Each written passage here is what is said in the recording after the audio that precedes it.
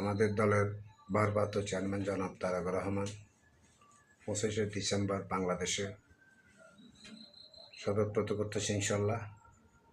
বাংলাদেশের জনগণের উৎফুল্ল চট্টগ্রাম দক্ষিণ উত্তর দক্ষিণ মহানগর যুবদল স্বতঃস্ফূর্তভাবে লক্ষ লক্ষ জনতা নিয়ে ঢাকার উদ্দেশ্যে রওনা করতেছে ইনশাল্লাহ। আমরা সবাই বিমানবন্দর অপেক্ষা করব আমাদের নেতাকে এক ফুল দিয়ে যেন বরণ করতে পারি, আমরা যেন এক নজর দেখতে পারি।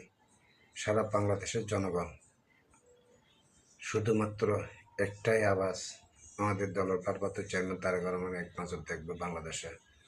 তার কারণ আপনারা দেখছেন আমাদের দলের ভারপ্রাপ্ত চেয়ারম্যান দলের চেয়ারপারসন বেগম খালেদা জিয়ার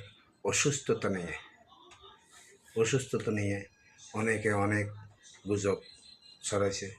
এই গুজব সব অপেক্ষা করে আমাদের দলের ভারপ্রাপ্ত চেয়ারম্যানের সহধর্মিণী ডক্টর জুবাইদার রহমান এখানে এসে সুস্থ করে ইনশাল্লাহ আবার লন্ডনের মাটিতে ফিরে গেছে।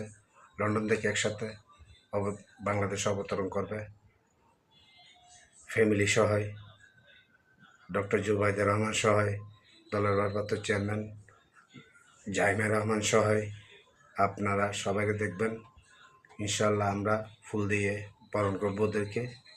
বাংলাদেশের আপামর জনতা, মহিলা, কৃষক, শ্রমিক সবাই এক নজর দেখার জন্য অপেক্ষায় আছে।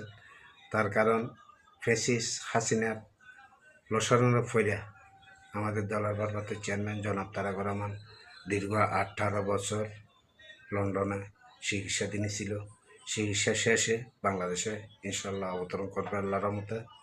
আমরা সবাই একসাথে হাসি মুখি সবাই ওনাকে কুল দিয়ে বরণ করব।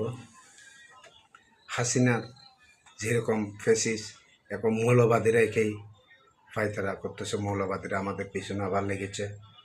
আমরা চিনি না, কিন্তু আমাদের দলের ভারপ্রাপ্ত চেয়ারম্যান চিনেছে, সবাই চিনেছে মৌলবাদীরা কি। মৌলবাদীরা আমাদের নেত্রী নিয়ে এক গুজব,